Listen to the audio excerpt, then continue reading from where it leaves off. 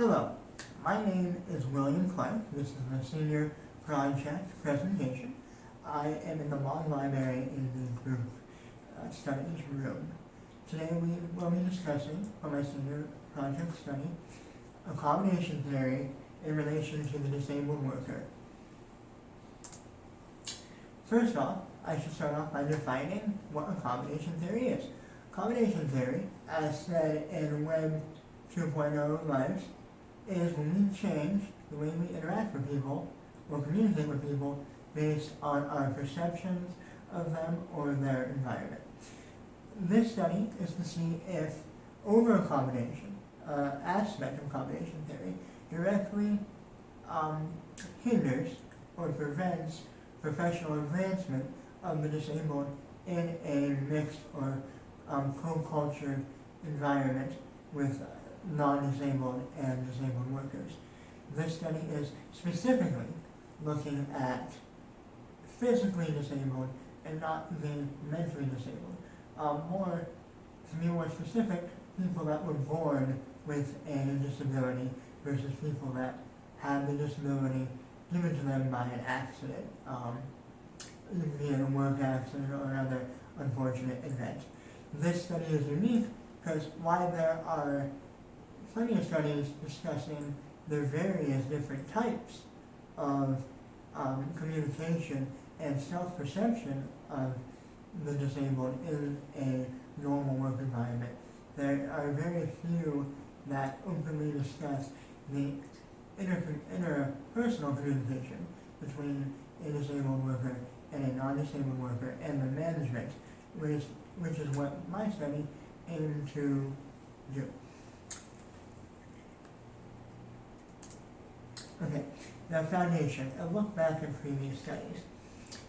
Our first study is Cohen M. and Abazino, We the People First, forming and organizing assimilated experiences. In this study, they looked at how disabled people are perceived by their coworkers. They used an agreeability scale, which is very similar to the one that I used for my study. Essentially, they presented statements to the disabled, and they put either agreed or strongly agreed or strongly disagreed on either end of the scale, and then the bubbles in between represented the level of agreeability that the disabled individual had towards the statement.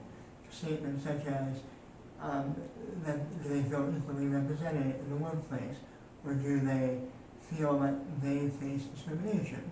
And then they would say strongly agree or strongly disagree, or some variation of the two. They interviewed many demographics of the disabled, from mentally, physically, and learning disabilities, which I found particularly interesting because within the disabled community, we tend not to think of the learning aspect of it. So I found that to be an interesting spin. And also, this study helped me inform the limitations of my own that I will later mention in this speech. As I said before, they use an interview-like style to ask the questions to the disabled and to see the various types of responses they have received from each demographic. And look back at previous studies, part 2. This study is a more intimate study. It focused more on the level of awareness that the disabled individuals had with their, in particular, situation based on communication. Instead of a quantitative survey where they ask as many people as possible, they ask for intimate, short answer responses in the study, analyzing the personal narratives and thought of physical disabled bodies, text, and hyper-embodiment. They wanted to see how their self-perception directly affects their communication. And they found out that while these individuals wrote these essays and these poems, that their disability was always in the back of their mind. It always helped inform how they moved in the communication, or even if they communicated at all. Sometimes stating they felt like they had to go the extra effort to limit the visual representation of their disability within themselves during an interaction. So that went very well with informing my decisions in designing the surveys, as I wanted to, when I tried to make a quantitative survey where I could get as many answers as possible, I also tried to make the statements deeply personal to kind of combine the aspect of these two main studies, which is why I decided to focus on them more versus the other three that I did review, which I did not use as heavily for the study. The method. The method is a quantitative sample, and it was sent to organizations that dealt with the employment and or placement of disabled individuals in mixed work environments, meaning non-disabled and disabled workers working together. The sample size was 30, 13 being disabled, and I believe 14 being non-disabled co-workers, and the other 8 being the management. Method continued. For both sets of workers, they were presented with, very much like the previous study I mentioned, a agreeability scale survey. They were presented statements, and these statements were questions like, I feel, etc. I feel that I am listened to. I feel that I am valued. And then they would put agree or disagree, or so. They would fill in a bubble according to that scale, similar to the previous study Cohen I mentioned in the presentation.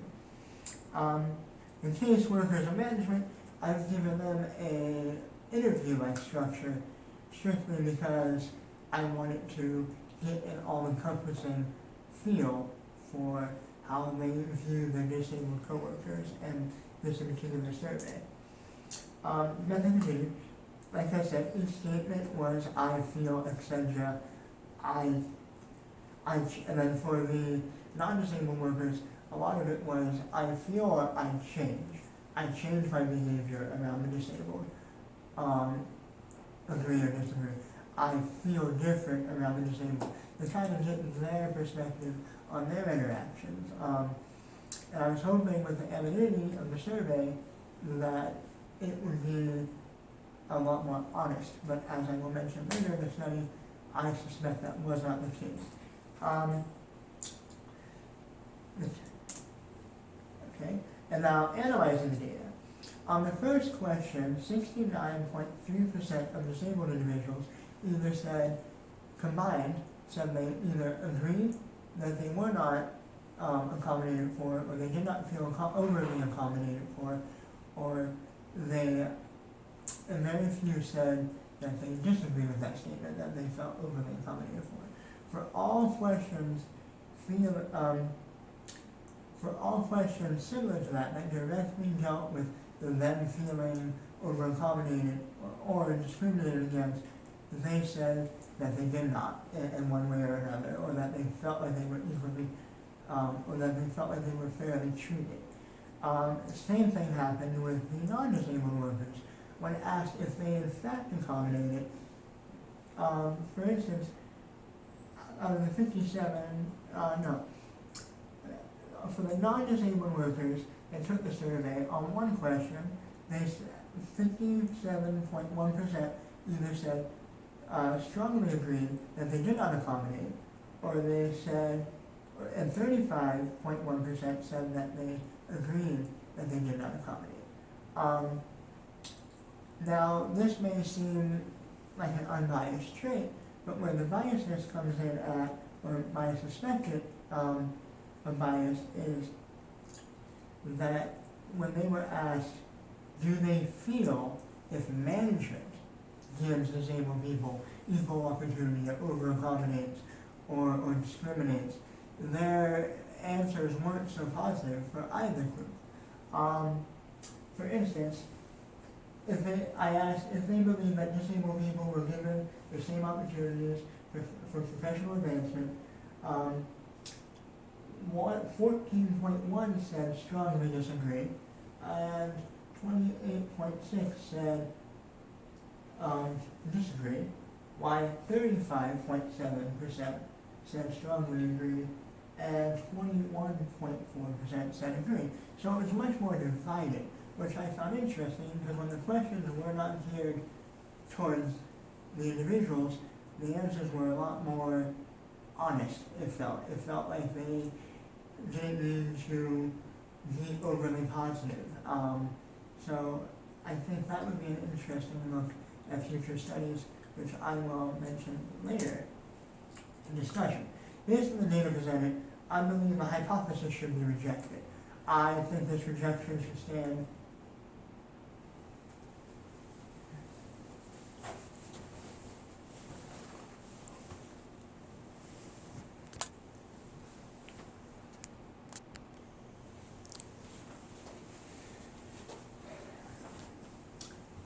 I think this rejection should stand on three main points. One being the small sample group. As I mentioned earlier, as I will mention later in the presentation, there were problems gathering a sample group that accurately depicted the disabled community. In terms of non-disabled workers, there were ample, but in terms of disabled individuals, there were not many. So this data represented might not, or I should say, does not fairly represent the vast community of disabled individuals that are present here in the local area or in any area that you may go looking for them.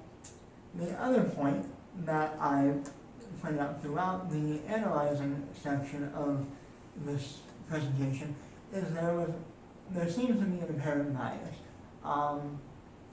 As I mentioned before, when they were asked questions involving their character directly, either side of the worker, they tend to be a little more positive. That overcombination never happens, discrimination never happens, I never change. Versus when they're asked if a third party does it, they're quick to change their opinion. The vast majority, at least anyway, seem to gear more towards overcombination does occur, discrimination does occur. So I feel that bias because the disabled people are viewed as a protective group does exist, and I think that is what's presenting the issue with getting accurate data out. Limitations, finding the people. I went to organizations such as MCVD or Ohio Department of Disabilities or even Goodwill Radio, and I ran into a lot of confidentiality issues. So they were allowed to understandably pass along who was disabled, who was within their services. So I had to depend on word of mouth, which was what resulted in the incredibly low answers or sample group, as I said. The testers would state that it wasn't really inclusive. They said that disabled is a sort of umbrella term, and that if I wanted a more accurate and honest depiction, I need to be more specific in terms of the type of disability and what was occurring and what I was looking for. And the biggest limitation, again, is the honesty of the surveys. With them being disabled, with the people being disabled, I personally experienced this, people tend to be a little afraid to speak their mind and be truthful. So even with anonymity of the survey, that may have slanted the answers. Advice for future surveys. Future studies. Better define the term disabled. Look at subgroups. Expand the pool. Look at things like interventions. I feel they would be much more honest because they dealt with, they were the non-disabled worker and now they're disabled, so they have a very unique perspective. Deal with blindness. That's a whole nother nature. So maybe be more specific about the group of disabled individual that you're looking for in the test. Look at the demographics. An interesting hypothesis that someone else brought to my attention is whether African Americans would face more discrimination if they were disabled versus a Caucasian American who was disabled or another minority group. So I think that would be interesting to see if more or less accommodation occurs within the different demographics present in our society. And in conclusion, the conclusion is, like I said, I reject this hypothesis based that the pool was too small, and that the honesty of the survey takers was in question, and that it wasn't very well written on my part in terms of being inclusive, so I wasn't able to get a good perspective on a lot of opinions. Again, what is the hypothesis? Is if disabled people are over-accommodated in terms of, and if that affects their performance or advancement in the workplace, when this study seems to suggest that they are not, I would think this study needs more research to look into biases and them being a protective, the disabled community being a protective group of people that people are hesitant to be honest with, in my opinion, which is a sentiment that I was given by some of my sample takers. So that was my senior project. I thank you for giving me the time to listen, and I hope you have a very pleasant day. Thank you. And these are my references.